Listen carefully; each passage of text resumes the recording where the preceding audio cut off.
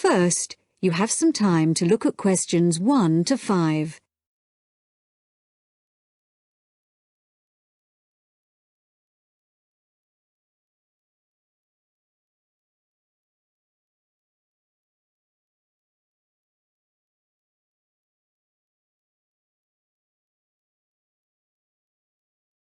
Now listen carefully and answer questions 1 to 5. Dr. Barrett? Sammy, come in. Is Irene with you? Yes. Good. Sit down. Right, we're looking at how far you've got with your research project since we last met. You decided to do a survey about computer facilities at the university, didn't you? That's right. We decided to investigate the university's open access centres and, in particular, the computer facilities. Lots of the students are having trouble getting access to a computer when they need one, so we thought it would be a useful area to research. Good, fine. It's not a topic anyone has looked at before, as far as I know, so it's a good choice. So, what background reading did you do? Well, we looked in the catalogues in the library, but we couldn't find much that was useful. It's such a specialised subject, hardly anything seems to have been published about it. And as well as that, the technology is all changing so quickly. But the Open Access Centre has an online questionnaire on computer use that it asks all the students to do at the end of their first year. And the supervisor gave us access to that data, so we used it as a starting point for our research.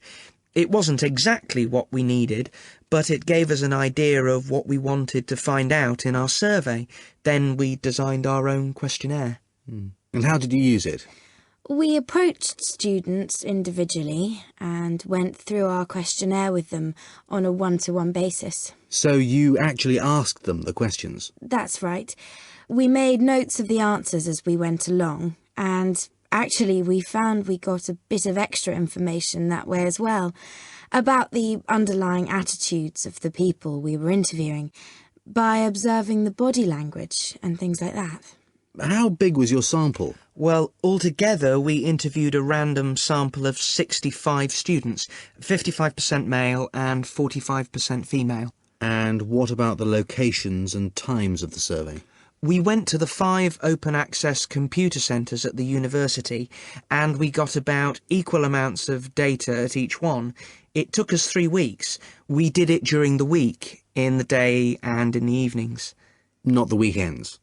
No. So presumably your respondents were mostly full-time students? Yes. Oh, you mean we should have collected some data at the weekends from the part-time students? We didn't think of that. OK, it's just an example of how difficult it is to get a truly random sample. So, how far have you got with the analysis of results? Well, everyone agreed there was a problem, but we're more interested in what they think should be done about it. The most popular suggestion was for some sort of booking system. About 77% of the students thought that would be best, but there were other suggestions. For example, about 65% of people thought it would help if the opening hours were longer, like 24 hours a day. Before you hear the rest of the talk, you have some time to look at questions 6 to 10.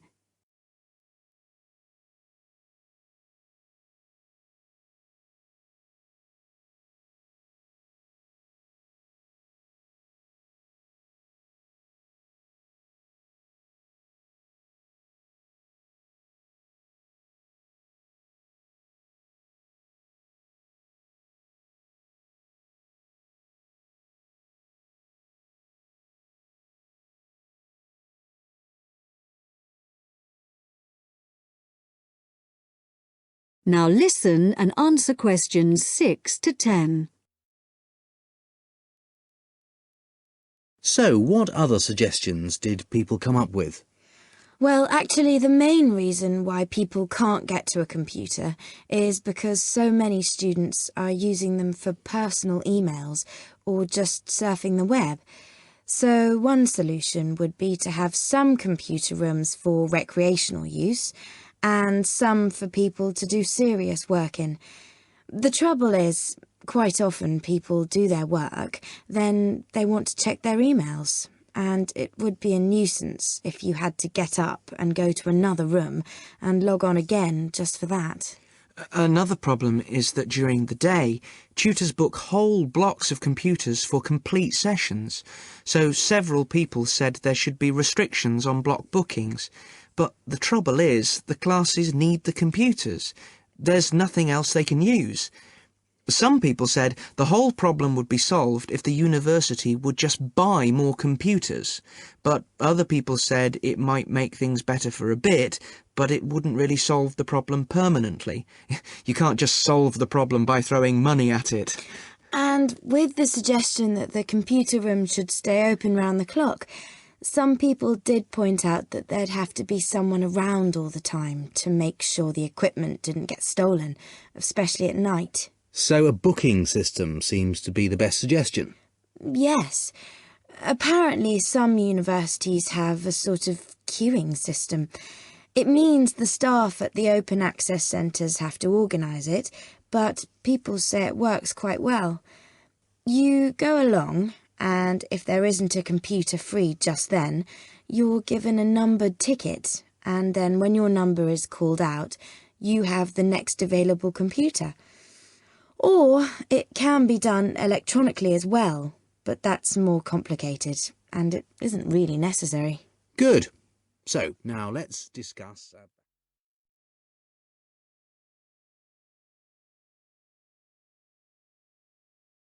That is the end of part 1. You now have half a minute to check your answers.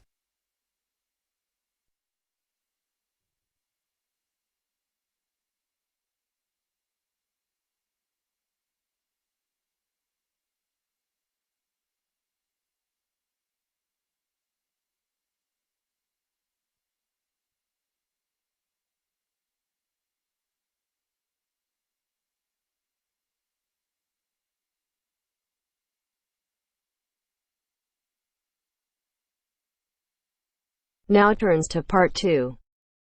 Part 2. You will hear two students talking about a school project.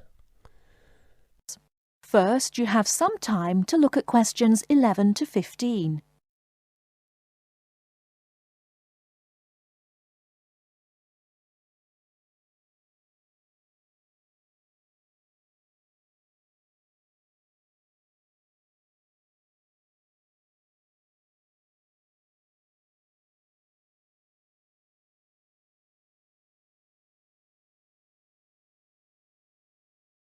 Now, listen carefully and answer questions 11 to 15. Hi, Lynn. How's your project coming along? Oh, not very well. I've got all the information, but I can't seem to organise it into a presentation. Well, you'd better hurry. You only have one more week. Yes, that's okay. It's just that... Well, why don't you try your presentation on me? Maybe I can help. Oh, really? Great! OK, well, I've chosen solar power for my subject, and I'm going to talk specifically about domestic water heating. You know, like the ones popular in America. I've got some facts here. Oh, that's good. But just start your presentation from the beginning. Oh, right. Well, here we go then. There are many reasons why we should be looking elsewhere for energy sources. As most people are aware, fossil fuels and other such non-renewable sources are by definition finite, so something needs to be in operation soon. Currently, there are a number of alternative energy sources available which can, with a little preparation, be used to provide for a significant part of our domestic energy requirements. In this presentation, I am focusing on solar power and its application as a domestic water heater. As a renewable energy source, solar power is in many ways ideal. The amount of the sun's energy which reaches the earth every minute exceeds the energy that the global population consumes in a year.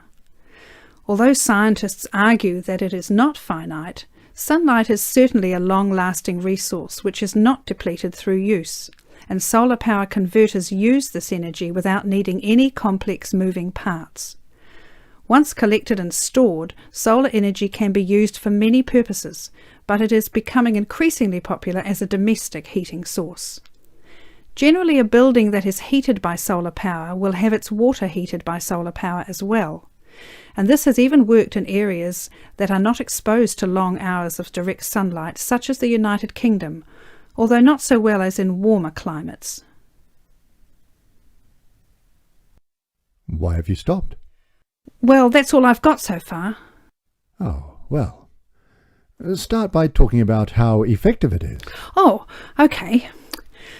Well, there are a number of factors that influence how efficient solar power can be. The first, obviously, is the amount of sunlight, and this is dependent on season, time of day, and climate. Although the UK has something of a bad reputation for sunshine, it is actually quite productive during some parts of the year.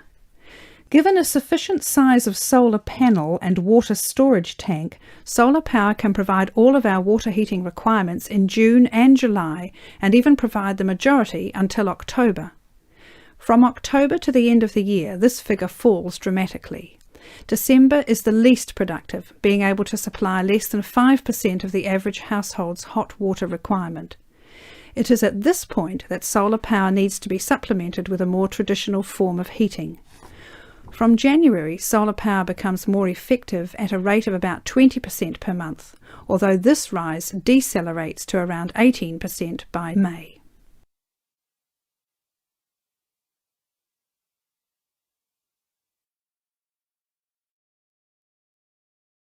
Before you hear the rest of the talk, you have some time to look at questions 16 to 20.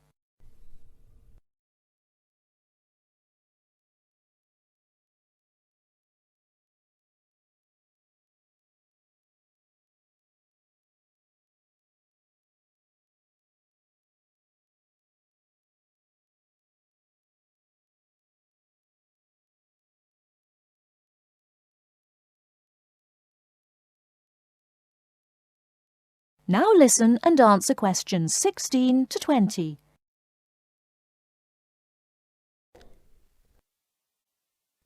Now say something about this water heater.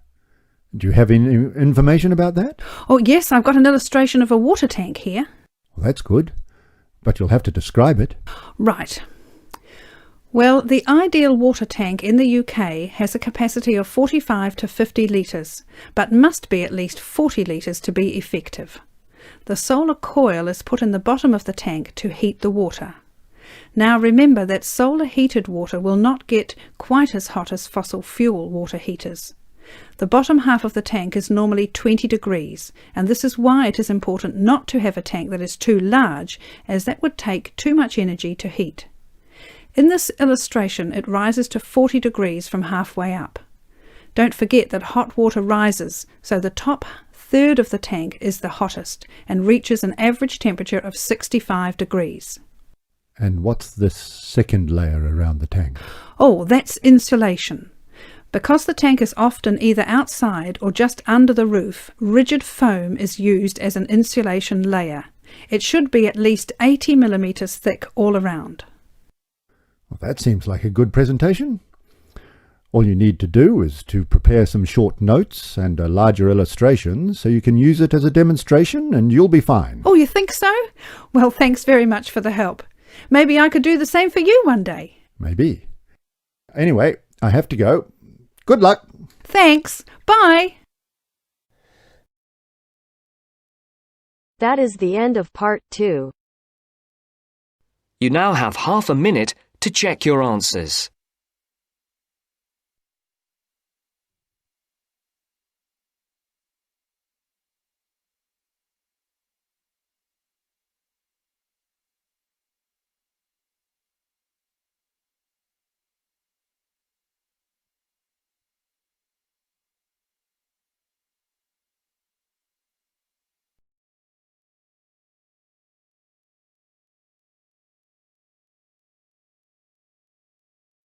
Part 3.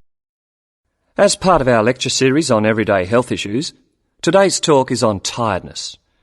We shall look at the main issues in turn as well as some of the main research that has been carried out in this field. First, you have some time to look at questions 21 to 26.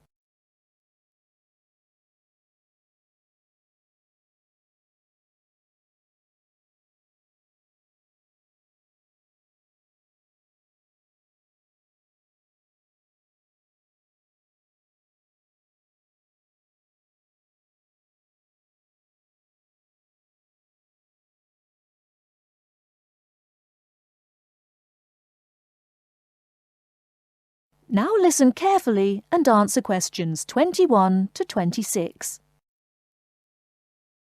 Good morning. As part of our lecture series on everyday health issues, today's talk is on tiredness. We shall look at the main issues in turn, as well as some of the main research that has been carried out in this field. Firstly, it is clear that tiredness is on the rise.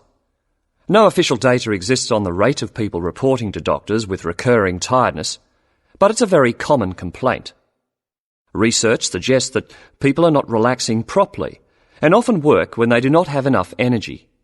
Furthermore, products to boost energy are also on the rise.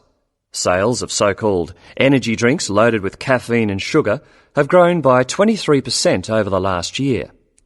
And this is not the only instance of an increase in products claiming to boost energy. Guarana, a herbal stimulant, can now be found in everything from chocolate bars to tea bags. Now let's examine what it is that's making people so tired. Dr. Liebhold, a Sydney GP, has done extensive research into this, and he believes that financial pressures, not taking holidays, and not having time off when you become ill due to fear of losing your job are all common causes. Some of the other suggested causes are low oxygen levels in offices, poor diet, or illness. The problem is that tiredness is a symptom of just about every kind of illness, which makes tracking down the cause all the more difficult. The next question to ask is, are people getting enough sleep? Dr. Mansfield from Melbourne's Epworth Sleep Centre, who specialises in sleep disorders, says insomnia often arises when people are going through a stressful period. Mansfield often needs to re-educate people in how to get off to sleep. He recommends keeping your body clock regular by going to bed and rising at similar times every day, and not drinking too much caffeine. And there is some truth in the old story about having a glass of hot milk before bed. Milk contains the amino acid tryptophan, which has been shown to help induce sleepiness. Turning to the question of why we need sleep, researchers are still trying to answer this fundamental question. Sleep deprivation experiments have shown that after 14 days without sleep, rats will lie down and die.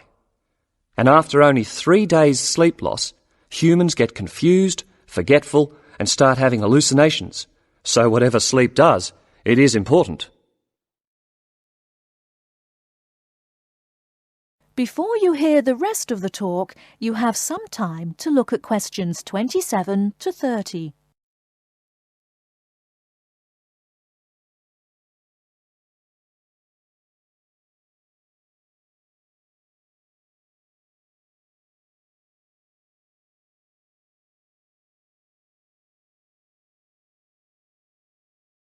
Now listen and answer questions 27 to 30. However, not all researchers feel the same way. Trent Watson of the Dietitians Association is not convinced by McMahon's theory, explaining that our bodies don't really like to burn protein as a fuel, so it doesn't really contribute to energy levels. Carbohydrates, however, found in fruit, breads and pastas, are a more common fuel. Anyone following a rigidly high-protein diet with low carbohydrates, even if they are operating at low intensity during the day, could subject themselves to fatigue because they just don't have the carbohydrate stores, Watson says. In general, a good way to stay energised from a dietary point of view is to eat red meat, green leafy vegetables and whole grains. These foods give red blood cells the building blocks for optimum performance in their role of delivering oxygen to muscles. To sum up, tiredness is a health problem on the increase, and there continues to be much debate surrounding its causes and remedies. Now, if there are any questions, I'd be happy to answer them. That is the end of part 3. You now have half a minute to check your answers.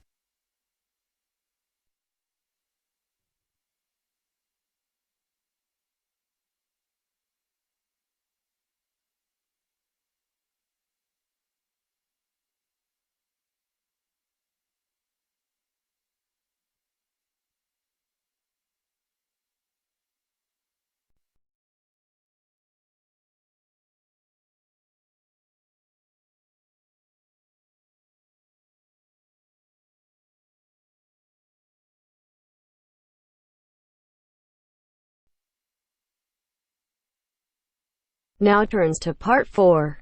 Part 4. You will hear part of a lecture on wildlife. Listen carefully and answer questions 31 to 40.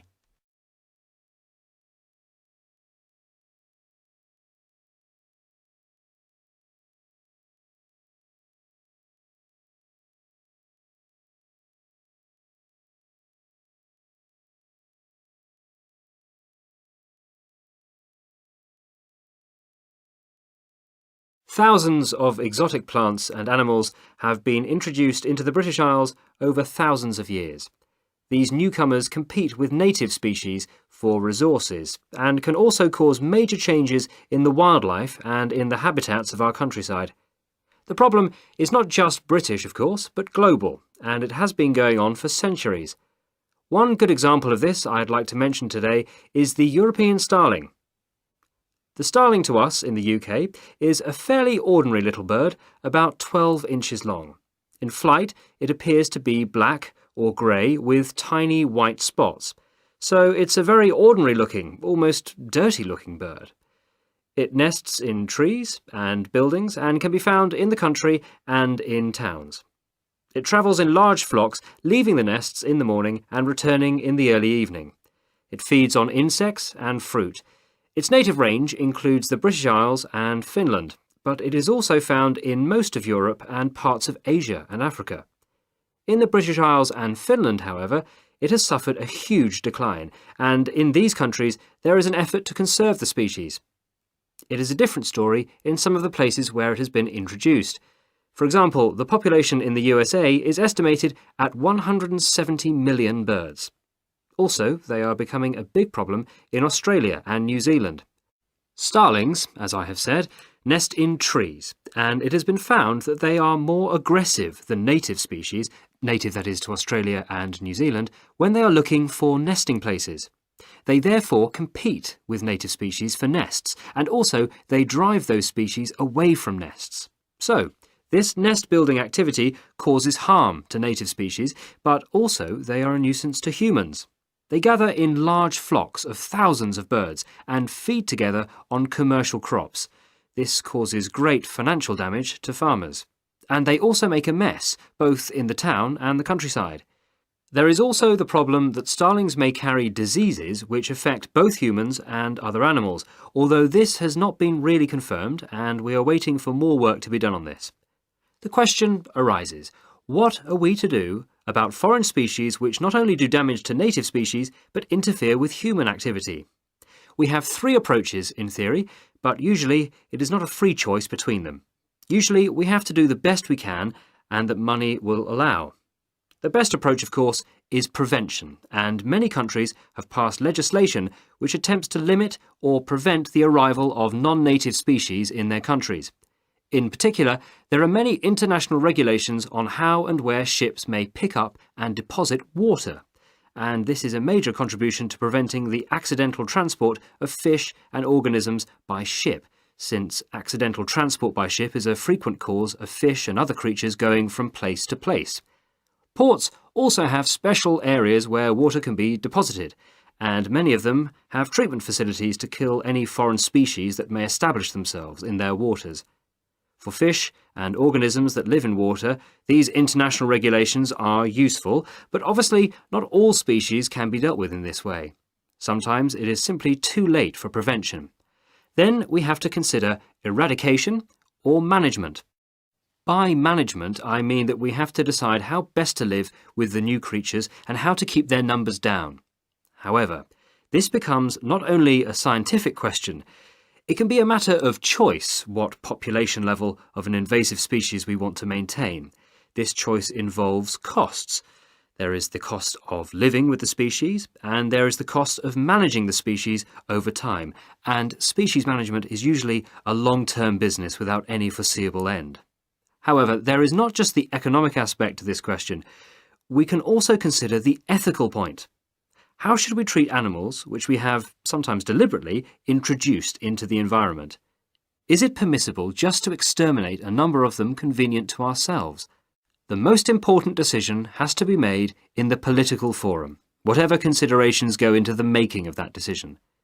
These questions are relevant also to the approach of eradication, which is another option, but which does not have an encouraging history. Many attempts have been made to eradicate introduced species. That is the end of part 4. You now have half a minute to check your answers.